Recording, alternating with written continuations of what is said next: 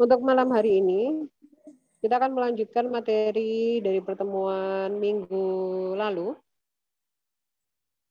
Untuk materi hari ini kita akan membahas tentang akad dalam bentuk kerjasama.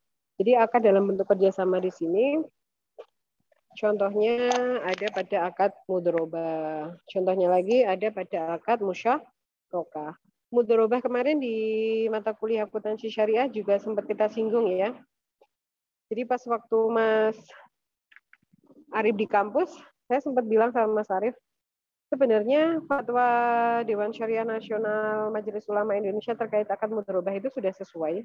Jadi memang untuk prakteknya, secara teori itu akad mudharabah tidak ada jaminan, karena memang didasari dengan amanah.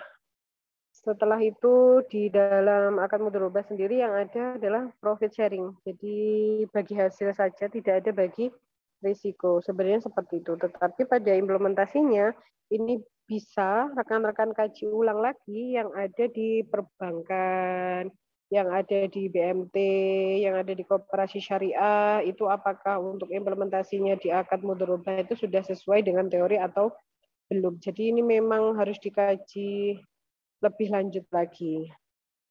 Oke, untuk mempersingkat waktu, itu tadi sekilas mengingat kembali materi terkait akad mudharabah tentunya.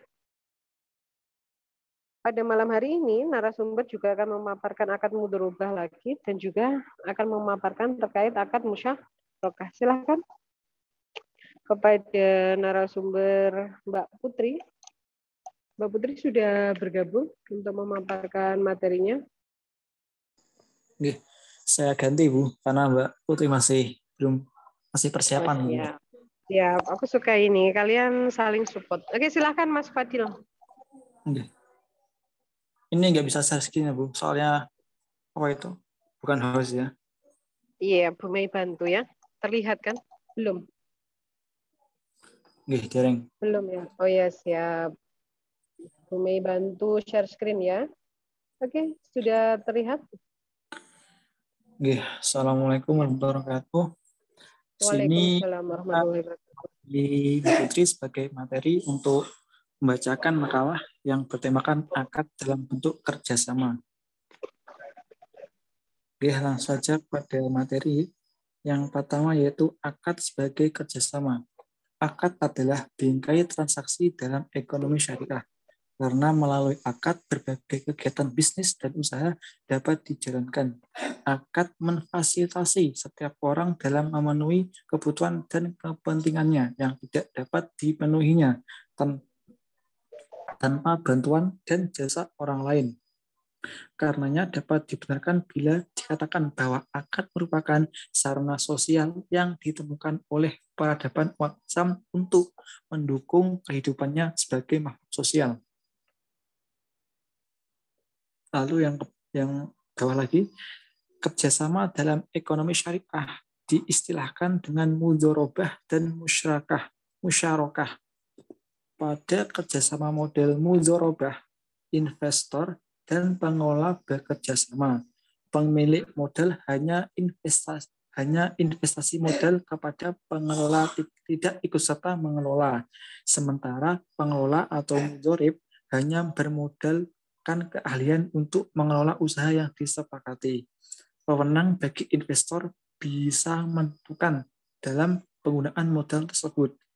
Sungguh pun itu bukan keharusan, tetapi sebelum memulai kerjasama harus dimulai dengan akad, baik dalam akad tersebut mengikat atau tidak. Hal ini tentu berbeda dengan musyarakah. Pada model musyarakah, dua pemilik modal atau lebih selain mengeluarkan modal juga ikut serta dalam mengelola. Baik model mudharabah maupun musyarakah, keduanya memiliki kelebihan dan kekurangan, dan itu sebuah resiko yang harus dihadapi. Untuk yang pertama yaitu akad mudharabah. Akad mudharabah dapat dipahami sebagai perjanjian dalam kerjasama. Pihak pertama dalam akad mudharabah adalah sohibul mal dan pihak kedua yaitu pengelola atau mudharib. Dalam mudharabah juga dikenal dengan rukun mudharabah. rukun mudharabah. Jadi silang pendapat di antara ulama syariah Hanafiyah misalnya memahami bahwa dalam ijab qabul akad tidak disyaratkan adanya kata lafal ijab qabul, tetapi bisa dengan bentuk apa saja yang menunjukkan makna ijab qabul atau akad. Sementara ulama Syafi'i berpendapat bahwa akad mudharabah tidak hanya ijab dan qabul, melainkan harus ada dua belah pihak, adanya usaha, adanya laba, dan adanya modal. Silang pendapat tidak hanya pada akad mudharabah, ternyata pada pembiayaan akad pun berlangsung saling silang pendapat antara ulama. Secara tekstual, pembiayaan akad mudharabah tidak diketemukan dalam sumber hukum Islam. Perbedaan terjadi di antara ulama berdasarkan ihtijaj dalam memahami teks keagamaan, khususnya pada pembiayaan akad mudharabah. Silang pendapat pada pemikiran Islam sampai saat ini belum menemukan titik temu. Semuanya bersikeras membangun argumennya masing-masing, baik menetapkan pembiayaan akad mudharabah maupun yang menolak. Dewan Syariah Nasional dan Majelis Ulama Indonesia misalnya menetapkan bahwa dalam akad mudharabah harus ada pembiayaan. Contohnya bisa dilihat sendiri.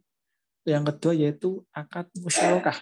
Akad musyarakah adalah kerjasama antara dua pihak yang saling memberikan kontribusi berupa dana untuk membangun sebuah usaha dengan keuntungan dan risiko yang akan ditanggung bersama sesuai kesepakatan.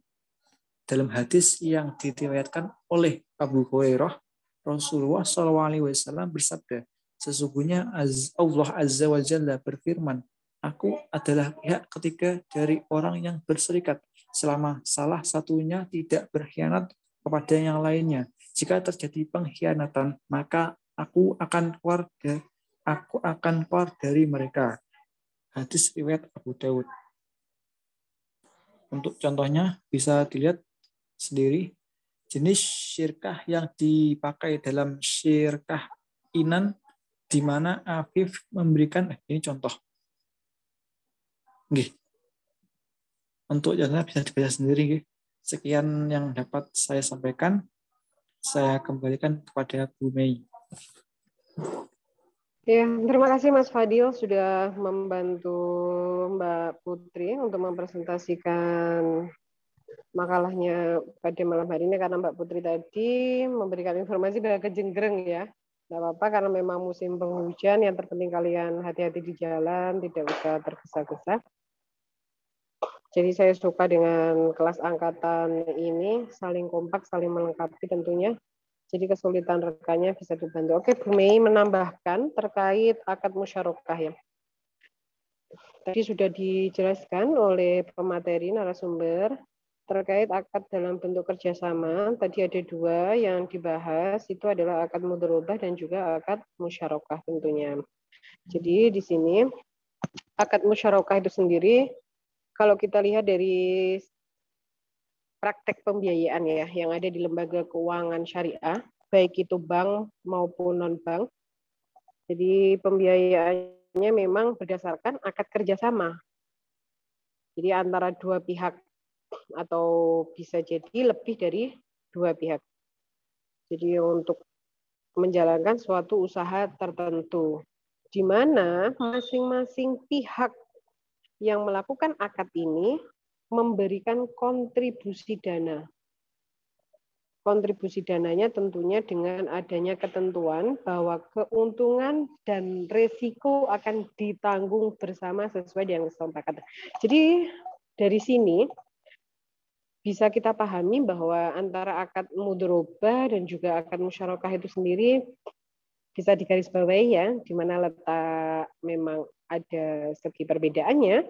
Kalau akad mudharabah kemarin memang adanya itu sebenarnya profit sharing secara teori ya, tidak ada untuk bagi risikonya. Tetapi kalau untuk akad musyarakah, itu selain ada bagi hasil, profit sharingnya juga ada risk sharingnya. Jadi bagi risikonya juga ada di dalam akadnya. Ini secara teori dulu.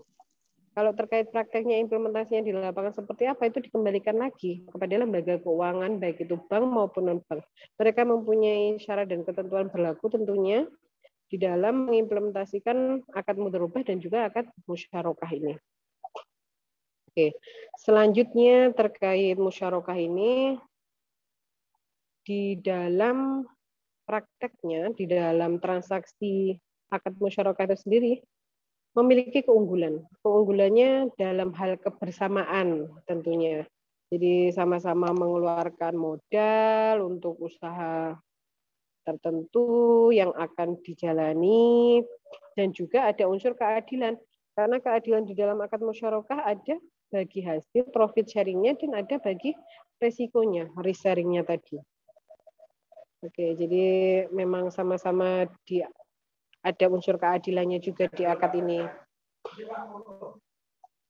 Nah, selanjutnya terkait akad musyarakah ini memang harus diperhatikan bahwa sudah dijelaskan juga oleh pemateri, pernyataan terkait ijab dan qabul itu memang harus dinyatakan ya oleh para pihak yang sedang melakukan transaksi.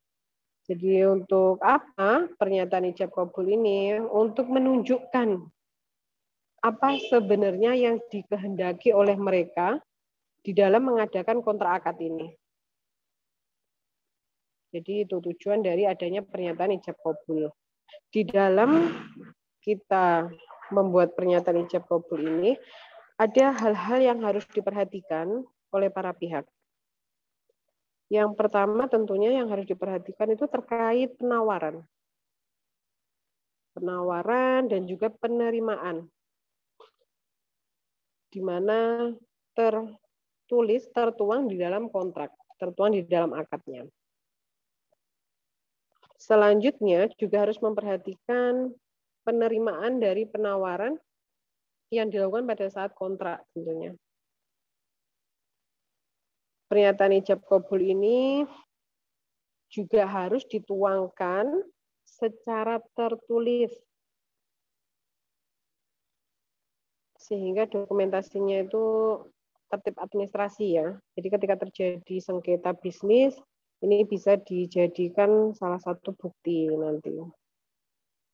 Jadi acuannya memang akad itu harus tertulis yang disepakati oleh pihak-pihak yang ada di transaksi musyarakah.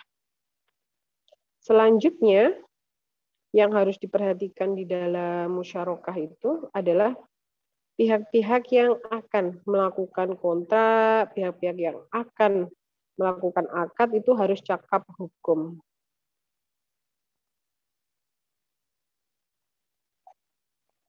Seperti itu ya. Itu beberapa hal yang memang harus diperhatikan di dalam kita melakukan transaksi di akad musyarakah. Jadi di akad musyarakah ini digarisbawahi lagi biaya operasional ini dibebankan pada modal bersama antara pihak yang melakukan akad. Jika salah satu pihak tidak menunaikan kewajibannya, terjadi perselisihan tentunya, ada sengketa di dalam kontrak atau akad yang sudah disepakati, maka bisa diselesaikan melalui badan arbitrase syariah. Ketika ini tidak tercapai kata mufakat, di badan arbitrase syariah kan sudah dimediasi, baru nanti langkah selanjutnya bisa secara litigasi ke pengadilan agama yang memang saat ini sudah berwenang untuk menangani kasus sengketa bisnis syariah. Itu yang dapat Bu Mei tambahkan untuk materi malam hari ini, akad mudharabah dan juga akad musyarakah.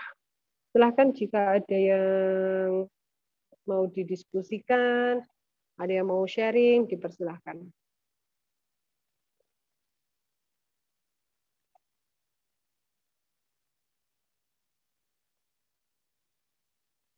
Sebelumnya, terima kasih Bu Mei dan teman-teman. Makasih juga Mas Fadil sudah membantu saya. Maaf jika telah